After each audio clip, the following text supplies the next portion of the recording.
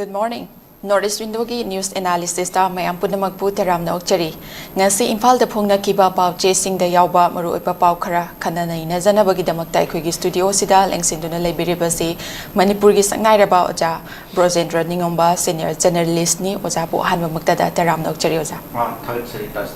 Thagachari oja. Oja hanba da lak chaning ba se khoi gi cookie singna naga gi micham taruk phajin khraga ngasi phawba thadorak triba amasung makhoi mari makong amata khangdana leiriba sigi mayokta ngasi manipur gi naga namna taba ching amadi tam animakta masing yamlaba miyamna wakat mifam yauna rally na chingba khongjang kya chatthakre haba paus na ngasi gi paw e ambagi headline oinari hab tareuja thodok asi ekhoi gi cookie gi manung chanba mafam amada cookie militant ni chingna basing na ekhoi gi ambush tawbada pastor yauna leikhidaba adugi hek matung thangnaba gi mikupta haitare koigi nakan animaktagi cookie gi su naga gi su sumaina phajinaba amuk lakpa sumaina tawba irang haitare sigi sum makhata na haidi yamna chakrik chagakpa amana mu phajanba dagi leikhidaba yauna siba yauna adum thoglakpa sigi swagi matang sido ja kari wafam di thambininge tajida tha sigi hoki batang tarahum doido adugi numitu yamna live thipan numit namani haitare manipur gi akhoi gi black day amani haitare manipur da khoi black day si yam me haitare yam thina yam gre black day se akhoi tabaina ton ba section of people and ton community singa observe tona black day mayam hole gre haire bom mayam tu gi manung da na han gi me trahun du se asi su black day ama oidorobane haire biti numitu da ngasaki akhoi gi keno se yam samjaba micham haitare micham da akhoi civilian ni aduga ngasaki akhoi gi thadaugi makhoi gi thadu baptist ki makhoi gi thadu baptist church ki pastor ohum yauna akhoi makhoi misam khara makhoi surasanpur da chalurga surasanpur ki makhoi gi baptist convention nama makhoi yaurga lakpani halapani ada halapata na han kare kotlen namsang konjim hairiba akhoi cookie ta ba khun ani se gi mark stage da khulai pai ba akhoi madu suda leiba group ni hainasu hainai adumba cookie akhoi sin cookie terrorist group amana makhina nomai caption na ambush tawdana yam sathi ba mongda kano da tawna kari du da nomai caption na haiba pastor omji sikibani aduga atopa misam thado misam manga mana sokhibani maitona hairiba asok miyosing adu akhoi keno the Imphal gi hospital sing Caesar hospital da puratna laim kholam batokre atuga akhoi manipur gi akhoi honorable chief minister nanga satna makhoi anaba ga hangba asok ba hangba ga salubani adu hairiba nimit adu da asmaina pastor ohum hatle adu mi manga man sokhalle adu gi ambush do adu gi matung ikan kanadana hairiba mafum kotland amsung kotjim ani gi mar asiga kilometer kun manga mu thapna na leiba masagi akhoi gi keno da kangpopi district ki manung di oiba akhoi gi kariba leilon wifi haiba cookie ta ba khun amani ko asiso asigi khun jigi phau asi khun ji phau ra chatpa lambi stage da akhoi gi keno gi konsap khun gi liangmai misam khun jamaya mamako makhoi si chapani makhoi Imphal chatpa khara ade Imphal de khalakpa khara yawbane adudai da makhoi si amuk thatlaga ngasagi leilon wifi gi khunja mayam sina madudai da madu makhoi chip su yawre makhoi haiba la khungakpa haigadra makhoi gi din ningthauga haiba akhoi na chip headman haitare na ko aduna hariba asumba adugi chip tu yawre aduga makhoi gi khungi nupi mayam ama thoaga lambi si thatlaga lermi haire ada lambi se thappa jite ta kari gino comment to bon khopno makhoi irang ma tho e haire na aduga admaina asa kilometer kun manga mu thap khraba mafun ta thokraba irang adusu makhoi manung dani ko moi masel ni haitare ne hoi thadau si ju cookie ni amu hai thadau ge thadau na ti cookie na te hai makhoi de tongan ba akhoi different keno mani entity ni different tribe mani na makhoi adum hairip ko adu hoi adwai tuna ko na mu laksar ni adamai to na mokhi marakta thadau gi miyoi khara cookie akhoi terrorist na ambush tawr ga hatle adu hanari si makhoi masel ne muko hat pa so isi makhoi masel moi nakna ba family moi keno ni haitare aduna asidei da amuk makhoi ne mi gi liangmai naga ni na liangmai de ꯑꯗꯨ ꯃꯈꯣꯏꯒꯤ ꯃꯤꯆꯝ ꯃꯌꯥꯝꯗꯨꯕꯨ ꯃꯈꯣꯏ 19 ꯐꯥꯏꯌꯦ ꯐꯥꯖꯜꯂꯒ ꯊꯝꯃꯦ ꯆꯠꯄ ꯌꯥꯔꯣꯏ ꯍꯥꯏꯅ ꯐꯥꯖꯜꯂꯦ ꯃꯗꯨꯗꯒꯤ ꯅꯨꯄꯤ ꯃꯌꯥꯝ ꯑꯃꯁꯨ ꯌꯥꯎꯔꯦ ꯅꯨꯄꯤ 12 ꯑꯉꯥꯡ ꯃꯆꯥ ꯑꯃꯒ ꯌꯥꯎꯔꯒ ꯑꯗꯨꯒ ꯅꯨꯄꯥ 3 ꯑꯃ ꯌꯥꯎꯋꯦ ꯍꯥꯏꯔꯤꯕ ꯅꯨꯄꯥ 3 ꯅꯥꯒꯥ ꯅꯨꯄꯥ ꯂꯤꯌꯥꯡꯃꯩ 3ꯁꯦ ꯑꯁꯤꯒꯤ ꯃꯅꯨꯡꯗ ꯀꯩꯅꯣ ꯑꯃꯁꯨ ꯄꯥꯁꯇꯔ ꯑꯃꯁꯨ ꯌꯥꯎꯔꯦꯕ ꯄꯥꯁꯇꯔ ꯍꯥꯏꯁꯤ ꯃꯈꯣꯏꯒꯤ ꯆꯔꯆꯀꯤꯗꯤ ꯌꯥꯝꯅ ꯑꯋꯥꯡꯕ ꯊꯥꯛꯀꯤ ꯑꯩꯈꯣꯏꯒꯤ ꯀꯩꯅꯣꯅꯤꯅ ꯄ꯭ꯔꯤꯆꯔꯅꯤꯗꯅ ꯄ꯭ꯔꯤꯁꯅꯤꯗꯅ ꯑꯗꯣ ꯍꯥꯏꯔꯤꯕ ꯑꯁꯤꯒꯨꯝꯕ ꯄ꯭ꯔꯤꯁ ꯑꯃꯁꯨꯡ ꯄ꯭ꯔꯤꯆꯔ ꯒꯥꯏꯁꯤꯗꯤ ꯈ꯭ꯔꯤꯁꯇꯤꯌꯥꯟ ꯀꯝꯃ꯭ꯌꯨꯅꯤꯇꯤꯗꯗꯤ ꯃꯈꯣꯏꯗꯤ ꯌꯥꯝꯅ ꯑꯋꯥꯡꯕ ꯊꯥꯛꯇ ꯏꯀꯥꯏ ꯈꯨꯝꯅꯔꯤꯕ ꯑꯗꯨꯝꯕ ꯃꯤꯁꯛ ꯑꯃꯅꯦꯕ ꯃꯈꯣꯏꯗꯤ ꯂꯥꯏꯒ ꯅꯛꯅꯕ ꯃꯤ ꯑꯃꯅꯤ ꯍꯥꯏꯔꯤꯕꯅꯦꯕ ꯂꯥꯏꯒ ꯅꯛꯅꯅꯕ ꯀꯩꯅꯣꯗꯨꯒ ꯗꯤꯚꯣꯇꯤꯁꯤꯡꯒ ꯃꯈꯣꯏꯒ ꯐꯦꯠꯐꯨꯜ ꯈ꯭ꯔꯤꯁꯇꯤꯌꯥꯟꯁꯤꯡꯒ ꯅꯛꯅꯅꯕ ꯕ꯭ꯔꯤꯖꯤꯡ ꯇꯧꯔꯤꯕ ꯑꯗꯨꯝꯕ ꯃꯤꯑꯣꯏꯅꯤꯗꯅ ꯑꯗꯣ ꯍꯥꯏꯔꯤꯕ ꯃꯤꯑꯣꯏꯁꯤ ꯑꯗꯨꯁꯨ ꯌꯥꯎꯔꯦ ꯑꯗꯣ ꯃꯈꯣꯏꯁꯦ ꯐꯥꯔ ꯄꯨꯈ꯭ꯔꯦꯀꯣ ꯐꯥꯔ ꯄꯨꯔꯒ ꯉꯁꯥꯏꯒꯤ ꯀꯩꯅꯣꯁꯤꯡꯗ ꯃꯃꯤꯠꯀ ꯂꯣꯏ ꯄꯨꯟꯁꯜꯂꯦ ꯈꯣꯠꯆꯜꯂꯦ ꯍꯥꯏꯌꯦ ꯑꯗꯨꯕꯨ ꯍꯣꯏ ꯀꯔꯤꯒꯨꯝꯕ ꯇꯥꯟꯖꯥ ꯑꯃꯗ ꯃꯈꯣꯏꯅ ꯆꯤꯡꯗ ꯀꯥꯈꯠꯍꯜꯂꯦ ꯆꯤꯡꯗ ꯑꯃꯨꯛ ꯀꯨꯝꯍꯜꯂꯦ ꯑꯗꯩ ꯑꯃꯨꯛ ꯀꯥꯈꯠ ꯑꯃꯨꯛ ꯀꯨꯝꯊ ꯇꯧꯔꯦ ꯍꯥꯏꯔꯒ ꯃꯈꯣꯏ ꯄꯨꯔꯦ ꯍꯥꯏꯔꯦ ꯑꯗꯨ ꯄꯨꯕꯗꯨꯗ ꯉꯁꯥꯏꯒꯤ ꯃꯃꯤꯠ ꯈꯔ ꯍꯥꯡꯗꯣꯛꯄ ꯈꯣꯠꯇꯣꯛꯄ ꯆꯠꯄꯗ ꯀꯩꯅꯣꯒꯤ ꯑꯗꯨꯒꯨꯝꯕ ꯃꯇꯥꯡ ꯈꯔ ꯌꯥꯎꯕꯗ ꯃꯈꯣꯏꯒꯤ ꯅꯨꯄꯥꯁꯤꯡꯁꯤꯁꯨ ꯌꯥꯎꯔꯤꯕ ꯑꯗ ꯅꯨꯄꯤꯁꯤꯡꯗꯨꯒꯤ ꯃꯔꯛꯇ ꯃꯈꯣꯏ ꯅꯨꯄꯥ 3 ꯑꯃ ꯃꯈꯣꯏꯒꯤ ꯃꯁꯥꯒꯤ ꯃꯄꯨꯔꯣꯏꯕ ꯍꯥꯏꯇꯥꯔꯦꯅꯦ ꯃꯄꯨꯔꯣꯏꯕꯁꯤ ꯌꯥꯎꯔꯤꯕ ꯑꯗꯨꯃꯥꯏꯅ ꯃꯈꯣꯏꯁꯦ ꯂꯥꯛꯃꯤꯟꯅꯔꯒ ꯆꯠꯃꯤꯟꯅꯔꯒ ꯍꯟꯃꯤꯟꯅꯔꯛꯄ ꯑꯣꯔ ꯆꯠꯃꯤꯟꯅꯕꯗꯨꯗ ꯐꯥꯃꯤꯟꯅꯔꯤꯕꯗꯣ ꯑꯗꯨꯅꯤ ꯑꯗꯨꯒ ꯀꯣꯟꯅ ꯀꯨꯀꯤ ꯏꯟꯄꯤ ꯍꯥꯏꯅ ꯑꯃ ꯀꯨꯀꯤꯁꯤꯡꯒꯤꯗꯃꯛꯇ ꯂꯩꯔꯤꯕ ꯑꯄꯦꯛꯁ ꯕꯣꯔꯗꯤꯡ ꯀꯥꯏꯅ ꯁꯣꯀꯣꯜ ꯑꯃ ꯂꯩꯕꯗꯣ ꯑꯣꯔꯒꯅꯥꯏꯖꯦꯁꯟ ꯑꯃ ꯑꯗꯨꯅꯒ ꯍꯥꯏꯔꯤꯕ ꯃꯈꯣꯏꯗ ꯅꯨꯄꯥ ꯑꯝꯇ ꯐꯥꯕ ꯂꯩꯇꯦꯅ ꯍꯥꯏ ꯀꯥꯏꯅ ꯑꯃꯨꯛ ꯃꯥꯅ ꯃꯆꯤꯟ ꯑꯃꯨꯛ ꯊꯤꯔꯒ ꯃꯣꯏꯅ ꯑꯃꯨꯛ ꯍꯥꯏꯔꯛꯏꯗോ ꯑꯗꯨꯅꯤꯗ ꯑꯗꯨꯗꯩꯗꯨꯗ ꯍꯧꯖꯤꯛꯁꯤ ꯀꯃꯥꯏꯅ ꯇꯧꯔꯦ ꯅꯨꯃꯤꯠ 6-4 ꯂꯩꯔꯒ ꯀꯩꯅꯣꯁꯤ ꯀꯩꯅꯣ ꯅꯨꯄꯤꯁꯤꯡꯗꯨ ꯊꯥꯗꯣꯔꯛꯈ꯭ꯔꯦ ꯑꯉꯥꯡ ꯃꯆꯥ ꯑꯃ ꯌꯥꯎꯅ ꯅꯨꯄꯤ 12 ꯊꯥꯗꯣꯔꯛꯑꯦ ꯑꯗꯨ ꯃꯈꯣꯏꯒꯤ ꯅꯨꯄꯥ 3ꯁꯤꯗꯤ ꯐꯥꯍꯧꯔꯦꯕ ꯑꯗꯨꯒ ꯃꯗꯨꯒꯤ ꯃꯅꯨꯡꯗ ꯅꯨꯄꯥ 3ꯇꯨꯗ ꯃꯈꯣꯏꯒꯤ ꯃꯄꯨꯔꯣꯏꯕꯁꯨ ꯃꯈꯣꯏ ꯌꯥꯎꯔꯤꯕꯅꯦꯕ ꯑꯗꯣ ꯍꯥꯏꯔꯤꯕ ꯅꯨꯄꯥ 3ꯇꯣ ꯑꯗꯨꯅꯤ ꯍꯧꯖꯤꯛꯁꯦ ꯑꯩꯈꯣꯏꯅ ꯀꯩꯅꯣꯗ ꯊꯥꯗꯣꯔꯛꯑꯣꯅ ꯍꯥꯏꯅꯔꯤꯕꯁꯦ ꯑꯗꯣ ꯍꯥꯏꯔꯤꯕ ꯅꯨꯄꯥ 3ꯁꯦ ꯍꯧꯖꯤꯛꯁꯦ ꯉꯁꯤꯁꯤ ꯇꯥꯡ 10 ꯃꯦ 10ꯅꯤ ꯃꯦ 13ꯅꯤ 13 ꯊꯣꯛꯈꯤꯕ ꯊꯧꯗꯣꯛꯅꯤ ꯑꯗꯨꯗꯤ ꯅꯨꯃꯤꯠ 9ꯅꯤ ꯆꯌꯣꯜꯁꯦ ꯄꯨꯔꯥ ꯐꯥꯈ꯭ꯔꯦ ꯑꯗ ꯀꯩꯅꯣꯁꯤ ꯃꯈꯣꯏꯁꯦ ꯍꯧꯖꯤꯛꯁꯤ ꯂꯩꯔꯝꯃꯔꯣꯏ ꯁꯤꯔꯝꯃꯅꯤ ꯍꯥꯠꯂꯝꯃꯅꯤ ꯍꯥꯏꯕꯁꯦ 90% ꯊꯥꯖꯔꯦ ꯍꯥꯏꯗꯅ ꯅꯥꯒꯥ ꯄꯤꯄꯜ ꯌꯨꯅꯤꯌꯟꯅ ꯃꯈꯣꯏꯅ ꯍꯥꯏꯔꯤꯗꯨꯅꯦꯕ ꯃꯌꯥꯝ ꯂꯣꯏꯅ ꯊꯥꯖꯅꯔꯦ ꯍꯥꯏꯇꯥꯔꯦ ꯑꯩꯁꯨ ꯑꯩꯈꯣꯏꯒꯤ ꯅꯥꯒꯥ ꯃꯔꯨꯞ ꯃꯄꯥꯡ ꯂꯩ ꯇꯥꯡꯈꯨꯜ ꯂꯩ ꯑꯗꯒꯤ ꯀꯩꯅꯣꯗ ꯂꯩ ꯑꯩꯈꯣꯏ ꯁꯦꯅꯥꯄꯇꯤꯒꯤ ꯑꯩꯈꯣꯏ ꯃꯥꯎ ꯂꯩ ꯃꯈꯣꯏꯗ ꯑꯩ ꯋꯥꯔꯤ ꯁꯥꯗꯅ ꯐꯣꯟꯗ ꯍꯪꯕꯗ ꯈꯣꯠꯄꯗ ꯃꯣꯏꯁꯦ ꯑꯗꯨꯝ ꯆꯤꯡꯅꯕꯁꯦ ꯐꯣꯡꯗꯣꯔꯛꯑꯦꯕꯃꯈꯣꯏ ꯑꯗꯨꯝ ꯅꯨꯡꯉꯥꯏꯇꯕ ꯑꯗꯨꯝ ꯐꯣꯡꯗꯣꯔꯛꯑꯦꯕ ꯃꯈꯣꯏ ꯑꯗꯨꯝ ꯊꯥꯖꯗ꯭ꯔꯦꯅ ꯑꯗꯨꯝ ꯍꯥꯏꯌꯦꯕ ꯑꯗꯨꯒ ꯉꯁꯥꯏꯒꯤ ꯊꯥꯗꯣꯔꯛꯈꯤꯕ ꯅꯨꯄꯤ 12ꯗꯣ ꯑꯉꯥꯡ ꯌꯥꯎꯅ ꯑꯗꯨꯒꯤ ꯃꯔꯛꯇꯒꯤ ꯃꯈꯣꯏ ꯈꯔꯅ ꯃꯊꯪꯒꯤ ꯅꯨꯃꯤꯠꯇ ꯑꯩꯈꯣꯏꯒꯤ ꯃꯈꯣꯏꯒꯤ ꯋꯥꯀꯠ ꯃꯤꯐꯝ ꯐꯝꯕ ꯈꯣꯠꯄ ꯀꯔꯤ ꯀꯔꯥ ꯇꯧꯕꯗ ꯄꯥꯎꯃꯤ ꯃꯌꯥꯝꯒ ꯋꯥꯔꯤ ꯁꯥꯟꯅꯕ ꯃꯇꯝꯗ ꯄꯥꯎꯃꯤꯁꯤꯡꯗ ꯃꯈꯣꯏꯅ ꯍꯥꯏꯕꯗ ꯅꯨꯃꯤꯠꯇꯨꯗ ꯀꯩꯅꯣꯁꯦ ꯑꯩꯈꯣꯏꯒꯤ ꯅꯨꯄꯥ 3ꯁꯦ ꯃꯣꯏ ꯕ꯭ꯂꯥꯏꯟ ꯐꯣꯜ ꯇꯧꯔꯒ ꯃꯃꯤꯠ ꯄꯨꯟꯁꯤꯜꯂꯒ ꯃꯈꯣꯏ ꯒꯥꯔꯤꯗ ꯍꯥꯞꯀꯠꯂ ꯄꯨꯈꯤ ꯍꯥꯏꯕ ꯑꯗ ꯒꯥꯔꯤꯗ ꯍꯥꯞꯀꯠꯂ ꯄꯨꯈꯤꯕ ꯃꯇꯝꯗ ꯁꯤꯡꯒꯥꯏꯕꯥꯛꯁꯨ ꯃꯈꯣꯏ ꯒꯥꯔꯤꯗ ꯍꯥꯞꯈꯤ ꯍꯥꯏ ꯑꯗ ꯁꯤꯡꯒꯥꯏꯕꯥꯛ ꯍꯥꯞꯄꯤꯗꯨꯗꯤ ꯀꯔꯤꯒꯤꯅꯣ ꯍꯥꯏꯕ ꯋꯥꯐꯝꯗꯣ ꯑꯗꯨꯝ ꯂꯩꯖꯔꯦ ꯍꯥꯏꯇꯥꯔꯦꯅꯦ ꯇꯥꯖꯤꯗ ꯃꯗꯨ ꯃꯈꯣꯏꯅ ꯆꯥꯛ ꯊꯣꯡꯉꯒ ꯄꯤꯖꯅꯕ ꯍꯥꯏꯅ ꯄꯨꯕ ꯁꯤꯡꯒꯥꯏꯕꯥꯛꯇꯤ ꯑꯣꯏꯗꯦꯕ ꯅꯠꯇꯦꯕ madu makoi mi fu the sin and singai bak never madun kandharagi and makoi happy never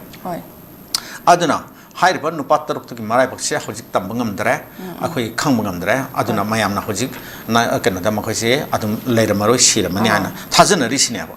aduna nasai canotino moko yang tina what pine giramani nasai singai baksang mako kalam ganeva yang tina kalam gani haitare angat papang mako mako to get musiai ade makok taka adum kandhar mayai na wai akoi ki maitai ki SDO kenogi nagpan ki kenoda ukhulda keno SDO oiba kenoda kisan na amaliba amsu market driver adu maki kenoda makoi punna ohum ni na madu kenoda akoi ki na kenoda NSN ayamna makoi yompak na yalaga hat ki leidna asmaina yompak na yanba adigi mangkakpa adigi thang ka kenoda khud kakpa khong kakpa hingna simgi thabak che masi makoi yang tawi haitare ne ada maru nang sagi keno kangbu che ngasai khulai pa ba au chi terrorist kangbu do makoi sine ba yang tawrai se akoi maite gi mathak te makoi taw ki ba de grena hoja angam mayam makoi na terrorism gi tamthi ba terrorism gi thong sa thagi mi hat ki ba manghan ki ba kho ki ba mayam le ri ba ko ada hojik ngasai gi mataruk se อันนั้นแต่ถ้าต้องปิดโอ้ให้นะยังว่ากับมีพงงานสุปักสนับสัตย์ทะเลนะฮะแต่กี้นี่มันเลี้ยปักติเจอันนั้นนักตาบมาหุ่นสิ่งที่มาคุยอันนั้นพม่าเลยอันนี้เอาไว้กันนะเลี้ยงอักตัวสมาคุยนะก็อัพเปิลจะกันรักขันนะตัวเลยอันนี้สิได้ UNC นะตัวเลยนักวิเมนส์ยูเนียนนะตัวเลยอันนี้ต้องอันตัวออร์แกไนเซชันแมวนะตัวเลยอันนี้เลี้ยงไม่กี่เอาคุยกี่กันนะสิกี่ออร์แกไนเซชันสิ่งนุปีกี่นุปากี่เอาไปออร์แกไนเซชันสิ่งเดลิเกตสิ่งหลักนะคนที่มินิสเตอร์อุนาเลยมินิสเตอร์ก็สมาคุยนะไฮเจอร์คนนั้นอัพเปิลตัวมวยดับกันวิวมาคุยกันตัววิวไฮนะอันนั้นอาสมัยน่ะสิ่งบ่มายามาคุยไฮนะงั้นสิหนึ่งตอนนี้ใจยลปราเห็นกระบวนการได้เขาจะพอจะมารังขังได้อันนั้นเขาจะมาปุ่นมันนะคุยอาสาดุทัดกนั่นเลยให้ตาเนี่ยให้ตาอันนั้นการนี้บ่มาคุยจะฮัดคิบะตั้งที่น่ะอดในระบบตั้งแต่ฮัดปีกิบตาร์ก็สู้มวยมาสาดุดีคริสเตียนบิงคริสเตียนให้ตาบิงแฟตฟูลคริสเตียนส์คริสเตียนนี่ให้น่ะมาคุยน่ะเคลมตัวเจดนะคนนั้นตัวริบนี่นะอันนั้นมวยอาชีพหักสังที่ที่พังเงินบิวเอาคุยมาดูกี่เราตบหุ่นตบปะreligious เอาคุย ritual งี้มาตรงนี้นะตบหุ่นตบปะเอาคุยมาคุย last funeral rites นั่นสิ่งมันก็เป็นสิ่งว่า last rites ตัวปักทุกสิ่งให้มันสิ่งแบบมาคุยเขาจะให้บ่เขาเลยบ่อันนั้นสิ่งที่ต่างงั้นใส่กี่กันว่าสิเอาคุยกี่ถ้าก็รีบว่าcookie in pea cookie in peaนะมาคุยนะมาคุยกันนะให้บรรลุปัตตตุที่มาคุยภาพที่ยาวที่กันมาคุยนะให้บีเลยอีกกันตัวนี้ยามสักที่ว่ากันสไตล์นี้ให้ตาเนี่ยมาคุยนะงั้นใส่กี่ภาพแบบcookieเอาคุยกี่terrorist กัมพูด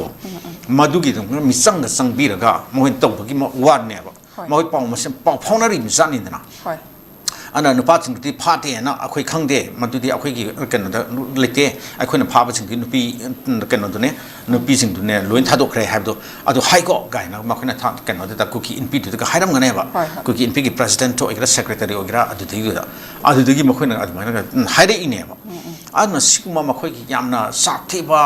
terrorist ก็ไปยามนะ barbaric ก็ไปอาศัยบ่กันนะจะมาคุยกี่ attitude เสียมาเสียตัวพันธุ์อุทโธอันนั้นเขาจิกซีให้ดีบ่เอาคุยนักตรุกเสียเอาคุยหิ้งกันนี่ให้สิ่งขนาดได้ทัศน์นั่นเลยอันนั้นไอ้คุยสู้อันนั้นสิ่งนั่นเลยคุยเลยเอาคุยนะอันนั้นมาสิ่งที่งั้นใส่กี่เลี้ยงอักษณะมาคุยบุพากันนั่นตรงนั้นมา rescue ตรงนั้นมันให้แต่นะ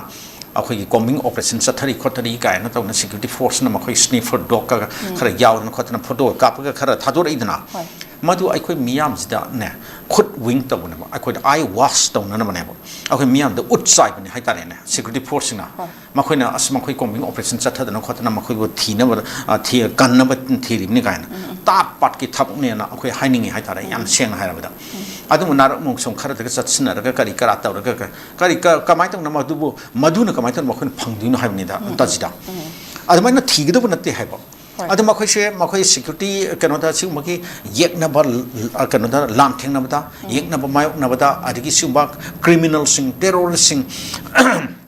อัน track down ตัวบุตร hunt ตัวบุตรมาคุยยามให้สิ่งแล้วก็ training พังมันคนละนี่กันให้นะ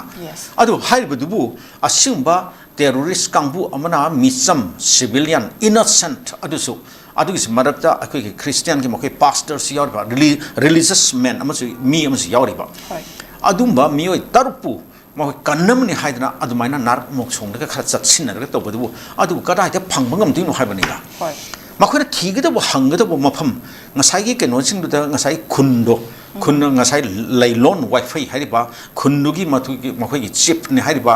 เฮดมินให้ดีบ่ก็ดีบ่ลาลบอยไวไฟให้ดีลาลบอยไวไฟให้ดีบ่คุณกี่เฮดนี่ให้ดีบ่นิ่งเท่าให้กี่ระชิปให้กี่ระให้นิ่งไม่ให้หรอกให้ดีบ่มีอยู่ตัวนี้อันนี้มาคุยคุณกี่คุณนุปีไม่ยอมดูนุปีสิ่งดูมาคุยนั่นภาพนี่นะมาคุยได้ทำจับจานมาคุยได้มวยพาร์กมวยกับคนก็ต้องนี่มวยหังก็ต้องนี่งั้นสิ่งเดียวมันลอยให้น่าเลยนะปอกเสียสิ่งได้ให้ว่าอันนี้กินเท่าดูเผาอันนี้ก็แค่นั้นคุณจะมวยนุปีสิ่งก็เผาอันนี้ก็มาคุยได้interrogate ต่อกันดูต่อขังกันนี่อันนี้ก็มาคุยได้ให้ดูสักนี่ฮะอันนี้ให้น่าเลยนะเขาจะอันนี้ปอดเนี่ยว่าเล่นแบบปอดเสียให้ว่าผมเสียซึ่งโตนึกก็มาคุยจะอันนั้นทัดดูก็ทำมาก็อันนี้กันก็ดีให้นี่นาร์มองส่งขนาดก็ทีริมนี่กันก็มีออปชั่นตัวนี้ไงนะอันนี้ที่ยามสัตย์ที่น่าก็ดีให้นี่มันดูยามตัดปัดกูไปทำอันนี้อันนั้นมาดูแต่อันนี้ security กี่โอ้ยพอดีอาจารย์นะดูมันมิดอุดปนิให้บุกี้ว่าพอมันดีเลยดีป่ะตัวงานบัดดูแรงอากิใส่แต่กี่ดีไก่กุมว่ากี่คงทางยาวเฉลยก็ดี security กี่โอ้ยป่ะอาจารย์นะเราคัดหินหันนิ่งไปใส่เขาจะกี่โอ้ยไปใส่ไก่เต่าก็ดีกันโน่นนี่ตัดสิน ꯍꯧꯖꯤꯛꯁꯨ ꯑꯗꯨꯃꯉꯥꯏ ꯍꯧꯖꯤꯛ ꯑꯩꯈꯣꯏꯒꯤ ꯍꯤꯡꯕꯨ ꯍꯤꯡꯉꯦ ꯅꯠꯇ꯭ꯔꯒ ꯁꯤꯕꯨ ꯁꯤꯈ꯭ꯔꯦ ꯍꯥꯠꯄꯨ ꯍꯥꯠꯄꯤꯈ꯭ꯔꯦ ꯍꯧꯖꯤꯛꯁꯨ ꯂꯩꯉꯥꯛꯁꯤꯅ ꯇꯧꯕ ꯌꯥꯕ ꯋꯥꯐꯝ ꯑꯗꯨꯝ ꯈꯔꯗꯤ ꯂꯩꯇꯕ ꯅꯠꯇꯦꯕ ꯂꯩꯉꯥꯛꯁꯤ ꯒꯕꯔꯟꯃꯦꯟ ꯑꯃꯅꯤꯅ ꯁ꯭ꯇꯦꯠ ꯑꯃꯒꯤ ꯒꯕꯔꯟꯃꯦꯟ ꯑꯃꯅꯤ ꯁ꯭ꯇꯦꯠ ꯑꯃꯒꯤ ꯒꯕꯔꯟꯃꯦꯟ ꯑꯃ ꯍꯥꯏꯁꯦ ꯃꯥꯒꯤ ꯄꯥꯋꯔ ꯑꯗꯨꯝ ꯂꯩꯖꯔꯤꯕꯅꯦꯕ ꯑꯗꯨꯝ ꯂꯩꯖꯔꯤꯕꯅꯦ ꯀꯟꯁꯇꯤꯇ꯭ꯌꯨꯁꯟ ꯃꯇꯨꯡ ꯏꯟꯅ ꯑꯩꯈꯣꯏꯒꯤ ꯀꯩꯅꯣꯒꯤ ꯑꯗꯨ ꯑꯗꯥ ꯂꯣꯏꯅ ꯂꯩꯔꯦ ꯍꯥꯏꯇꯥꯔꯦ ꯑꯗꯨꯋꯥꯏꯗꯨ ꯀꯩꯁꯨ ꯊꯣꯏꯗꯣꯛꯅ ꯆꯪꯅꯤꯡꯗ꯭ꯔꯦ aduna state sigi magi kenoda akhoi government amagi makhada makutta magi power sab chana lichari magi kenoda commanda akhoi state force mayam se lichari manipur police lady manipur police commando lady irb lady manipur rifles lady adagi mayam am legre adi pdf na sima home guard na sima karin sima paingi legre adagi adu disnate high civil government se ita mateng pangnam ni haidana akhoi central force mayam su adum leire haji kenoda central paramilitary force mayam leire assam rifles leire crpf leire adigi crpf hair ka crpf ki handak kenogi kariba akhoi ki counter insurgency operation the pura expert ni ka kaina guerrilla warfare ga chi mokhoi thengna bada sate na hai singlam ni kana mogi cobra force ni ka kaina kangbu mu su laktana leire hairi bani na adu hairiba adu mogi cobra force ki kangbu ga du hoji mokhoi ki combing operation yaubra yaudabra adu madum akhoi khangdre aduga adiki mokhoi di kaidol lege adiki adu desnate atopa akhoi ki army wo kari wo painge legre haitare masing yam gar jane na akhoi na maming panbada thabada kesu loi ngamaro yam gar jane haitare aduna hairiba atsuk yam na force mayam am lei sing se masi akhoi gi ngasaki unified command na akhoi aman lei bam leidana hairiba unified command ki chairman je akhoi honorable chief minister ni na haireba honorable chief minister na mana preside to na meeting mamang da phambada yaw khare khokre na haireda adu oipa targadi akhoi di nahandagi adum haijarabani ko tongan ba atopa ai keno to atai channel da so ai haiba da ngam da yawjagrabani asimba unified command ki mifam ama kobiro ngasai commander mayam to loin kobiro security force punam ki aduga madudei thuta honorable chief minister na amsung honorable home minister na haibiro ba smaito na hairiba akhoi gi keno sing hojok smang sugi makha da leiba or leitaba keno sing se terrorist groups sing haitare akhoi terrorist na dum haijarge haibdi masi akhoi militant adu ada ka kana hairu da kasu makhoi sanadi haitare terrorist sabsin makhoi di khwa suitable oi makhoi gi term ni makhoi maram di makhoi tawli sing se terrorist oi thabak atane ba aduna keno da asimba terrorist groups sing se makhoi gi leaders sing president sing secretary sing adagi keno sing chairman sing moi loin ko khalo makhoi loin ko khal ka na khoi gi karam group na haiba keno sing se micham yoi sing se phari bno adu puthoro haiba se hailo haidna masi haibi gi dong haibani da adu haibi re harba mutung da masagi security force ki commander sing sin mohi kari han khumuk pge madu ying ta re dna makhoina hojik leirisi akoi gi su hna leirisi suspension of operation na leisi delhi ne imphal ne adu ngasagi adu ba terrorist group sing du ne tripartite ne makai ohum gi ne makai ohum gi pact ne masi lay sign tong na leinari ne masigi pact sigi ground rule mayam du da amaga khut thana da ba haiba du di adum yauri ba ko operate amana amagi mathata operate tong na da ba na adu gi suspend to ban adu gi tong to term so suspension of operation haidim ni dana okay yare ba nomoi du kap na no ba nomoi kap tre har ga su moida di kokhala ko wari sabdi yaidna wari sanari dana atum kada kada no wari sanari nga letna assam rifles ki commander singa adu ken gi sigi terrorist group sing sigi so called kadra nataka makhi ken leaders sing kari sing phamina ba wari sanaba kari karata na jungle da umang da wamang da ade moi kem ta sakchana minam khomina akhoi video yam ure haitare so many video clips out there adu gi haruti aduna asmani makhi si loin faunari bang aktane ba adu di makhi da haiba mio sing do nakhoi da phari pa misam innocent unarmed civilian sing do puthoro makhoi hingna puthoro natagdi yam thina mong ta roi siri phajde masidi chumde masidi inhuman oiba thabak mani na habse hai ga dong ne ba yam hai ba yagre nakhoi christian oir ga nakhoi gi bible da sim hai bra yabra noi kana na hai ra mi sim ga nakhoi gi keno da yabra asiga so hai ga dong ne atna sim noi puthoro hai na hai bi ga dong ni hai ba si da mo ko khala puthoro hai ba si ma khona excuse ma mam pire hai se ba tajida ma de puthor tre na khala se ba adu oi ba tar ga di terrorist na kano de micham an khulai pai che da ba mi cham mara le je da ba phar pu ga mo ki bo ha na ba tup na bo ot nei na ba taw ba gi adu ma thawang du da ngasai gi mo ki suspension operation da khutlai thana da ba yaw yi hai na adu khulai ga kam tha da na kam ta pha na ba khon na ba kam ta taw da na mo yeng le bang thok pra ba yeng le ga dra ba adu security force ki kar ma ma thau oi du no ba tajida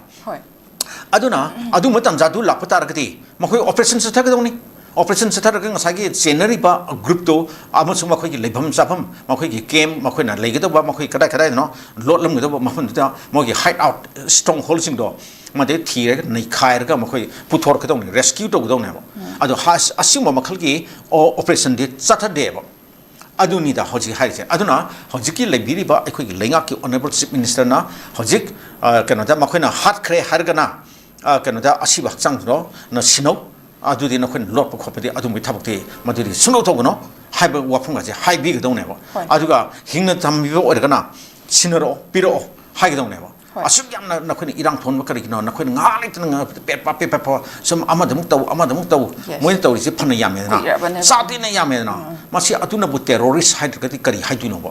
mo si militant ka kai na hoji ki sai da khoi ki media ogera kana political leader ogera adagi civil society organization ogera hai ba sing do adu hai ba do yam sathi na pak te na ai hai jani matang cha de madu suitable so yo de ma khoi asem term ni kari no terrorist hai ba jine ana hai ba sim terrorist kamu se aduna makhona law se thuai re ko law complaint thuai re akoi Indian constitution pi ma ga akoi ki leisure ba akoi fundamental right to human rights kari kara loina thuai re na mi obi hak loina khongang no bane ba makhon tor se mi sam bu hekta marar sulai le se da ba aduga makhoi ki court le na masung court jing gi mar ta thokhi ba ambush aduga se mari su kam le na da ba adu de su kam da yaw su na ta ba adu ma mi sam totally mi sam o jari bo kambu kharo massacre ni haita re makhoi bu kar ba taruk se har ki patar de madi me pura massacre ne bo assume ba tawri ba sathari ba kang mu sing ki mathak ta military crackdown sathari de maram se soklai le te bo adu ma khoi ground rule de thuai re pa ne ba ground rule de ma khoi mi hak ka doni mi sam phar ga hat ka doni ransom tan ga doni khot doni ha ba gi wa ka su le te bo adu na hai ba si ground rule thuai re pa ne ba madu mang na adu ma khoi mathak ta military crackdown se sathaba yap ki sab maram adu ojar ba ne hai ta re adu ma si mu thabak se akhoi state lengak sin na ne masina paikhat ka done taw done bo masi ka madu taw nam khona matam da kana na athing biuge center na pibra home ministry na pirakra home minister masamang na pirakra adu wari chapatare adu di makhoi hai patare makhoi convince to patare sini tawri se na masi di makhoi ground rule da completely makhoi violate to bani aduna masi mo pot di sunya yaninge misam miam bo ekta phar ga adu su sumna ki mi amani khak sunate meter pura meter khat pach massacre ne bo pura akhoi ki keno amane bo aduna haib sen mitu de makhoi hat si ga keno ni ambush da mi ohum sa hale manga ma sole aduga amuk asom da akhoi ki jugjang tek hai mahun de so amuk adu de so amuk misam amajo amuk hat li ne bo adu su naga chiru haib ji aduna makhoi hat si kaya yam ge bo kari no sini da makhoi taw ba thak se an si bo terrorism thabuna ta di kari ni an haidur no an Indian security force ke lei commander mayam adi makhoi ki troop personnel mayam moi di kari haina khan magi sini da simin thabuk mem si tajida hoi thaga chei ja na ai khoi gi ngasi gi yamna maru oi ba wafam sing do dum thambire adu makhada na lakjaba da ai khoi gi manipur da ingtapa hanjina na ba hotna ba natana atai pambai leite haina chief minister yumnam khemche na phungdo khibaga loina na ingtapa hanjina na ba hotna ba da state asigi mapam khuding maktagi makal khuding make khulai sing lokhat pa yamna mathau tare haina su phungdo khiba wafam sing sa asigi yamna mathau ta ba hai si de matam ma da ai khoi gi khulai lokhat pa gi madang da su hek tampa ki site gi di loina mak lokhat khiba pikhat na khiba gi wafam si di khoi loina mak khangna ra bane ba ko aju site ama da gi di khoi na hek nakalamal haidi lokhat pa da ka tari ba site ama da gi di asigumba lokhat pa gi matang se u ki da ba ta ki da ba su dum lei ki adu hojik mak sumaina wafam se thambira pa se oja gi oi ba wafam da kari thambin tajida kena se akhoi honorable chief minister 𝐍𝐄𝐖𝐒 sana phongdok libo wafam si yam sumo wafam ni na ai ahan ma thamjningi sumi khulai painer badi khulai se loi na marang kai na paira badi khulai se adum misuse to adum yawi aduna khulai si bu paira badi ai si pangal kal le ai si shakti le re aina nangsingam dawri ni aina haiba si illu aina taw apam se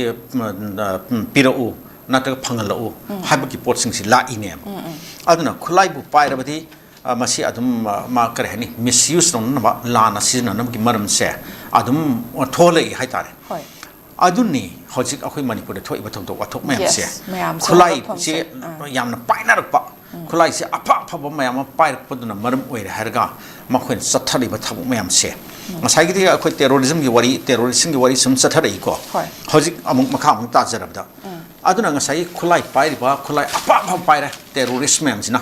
terrorist akhoi group sin ko ki narco terrorist hari sing se aduna makhoi sina khulai se apa apa pai ram ni na makhoi na ngamni na makhoi khanbam yaujare ba makhoi da yes aduna maitei sung amani